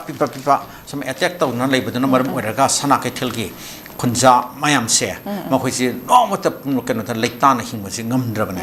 aduna makhoigi nomagi daily life ꯃꯈꯣꯏꯅ ꯇꯧꯖꯒꯗꯕ ꯊꯕꯛ ꯏꯪꯈꯥꯡ ꯄꯨꯝꯅꯃꯛꯄꯨꯗ ꯃꯈꯣꯏꯁꯦ ꯂꯣꯏꯅꯃꯛ ꯂꯦꯞꯄꯒꯤ ꯐꯤꯕꯝꯗ ꯂꯩꯔꯕꯅꯤ ꯑꯗꯒꯤ ꯑꯉꯥꯡꯁꯤꯡ ꯁ꯭ꯀꯨꯜꯗ ꯆꯠꯀꯗꯕ ꯈꯣꯠꯀꯗꯕ ꯃꯈꯣꯏ ꯀꯩꯝꯇ ꯆꯠꯄ ꯉꯝꯗ꯭ꯔꯕꯅꯤ ꯑꯗꯨꯅ ꯅꯣꯡꯃꯩ ꯃꯔꯨꯗꯨꯗ ꯀꯔꯣꯝꯗꯒꯤ ꯄꯥꯏꯔꯛꯀꯗꯧꯅꯣ ꯍꯥꯏꯕꯗꯨ ꯍꯥꯏ ꯉꯝꯗꯕꯅꯤꯅ ꯑꯗꯨꯅ ꯁꯤꯒꯨꯝꯕꯒꯤ ꯐꯤꯕꯝ ꯃꯌꯥꯝꯁꯤ ꯂꯩꯕꯁꯤꯅ ꯃꯔꯝ ꯑꯣꯏꯔꯦ ꯍꯥꯏꯔꯒ ꯉꯔꯥꯡꯁꯤ ꯑꯩꯈꯣꯏ ꯁꯅꯥ ꯀꯩꯊꯦꯜꯒꯤ ꯈꯨꯟꯖꯥ ꯃꯌꯥꯝꯗꯨꯒꯤ ꯂꯨꯆꯤꯡꯕꯁꯤꯡ ꯍꯥꯏꯇꯥꯔꯦ ꯃꯈꯣꯏꯒꯤ ꯃꯤꯍꯨꯠ ꯍꯥꯏꯇꯥꯔꯦ ꯑꯗꯨꯝꯕ ꯃꯤꯍꯨꯠ ꯀꯥꯡꯕꯨ ꯑꯃꯅ ꯑꯣꯅꯔꯦꯕꯜ ꯆꯤꯐ ꯃꯤꯅꯤꯁꯇꯔꯅ ꯎꯅꯗꯅ ꯃꯉꯣꯟꯗ ꯃꯈꯣꯏꯒꯤ ꯀꯩꯅꯣꯗ ꯍꯥꯏꯔꯤꯕ ꯁꯅꯥ ꯀꯩꯊꯦꯜꯁꯤꯗ IRB post ma thambiyu haibse masi yam satina chumba wafam amani tangai phat pot keno amani demand amani haitare yamna reasonable oba logical oba pot amani aduna masida atopa security force central ge haitare ne asam rifles ogera kari kara CRPF ogera ama ogera makhoi sti adum thajaba je hoji se yam thina walak leba yamna thajaba je leitere central security force sida aduna masi akhoi sana kethel khakta ki sunate any tang kamjong ki nahan ki wangli namli amsung choro khuldo adu de sune ba hojik si adu de chu among hairi akoi state force thambiyo na hairi ba state force hosi IRB post ma thambiyo na hoji hairi ba hoji adu ki mafun da police post ne na amal lei na haire ko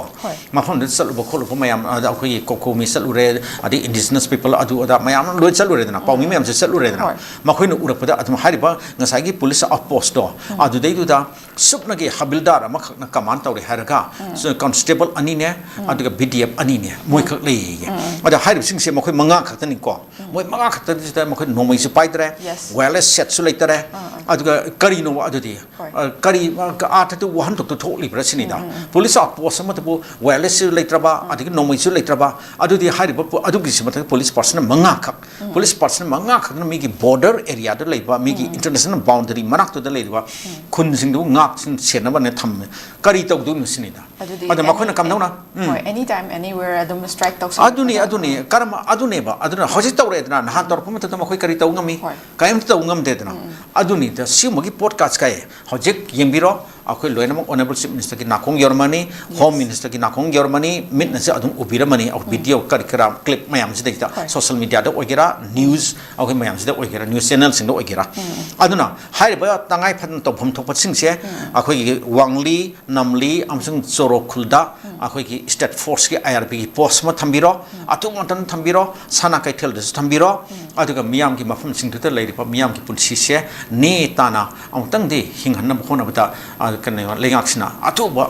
khongthang khara lokhapiyo na ai tmaina hai janinge thaga cheriza uzana marik chumba amal yam laba wa phong kyam thambire ojagi chilaba matam bu so kai thok piduna thoramasi bu mapung phan bi bagi damakta ojabu haningai leitana thaga cheri oja thaga cheri tajida matang asida news analysis loishinjare midyeng tabiriba punumak puso amukana thaga cheri Sparkle Educational Service ki Career Counselor ki Female amasung Male ki ahangba post ani kauri Educational Qualification MBA loiba oigadabani Fresher amasung Experience leiraba miyoi singna apply tobiba yagani Hena akupa marol ki damak 7005063196 natragana 9366230077 da contact tawiro natragana aikoi gi office Sparkle Educational Service, 2nd floor, Northeast Window TV Building, Hata, New Chikon Road, Imphal East, Manipur da lengsin birau.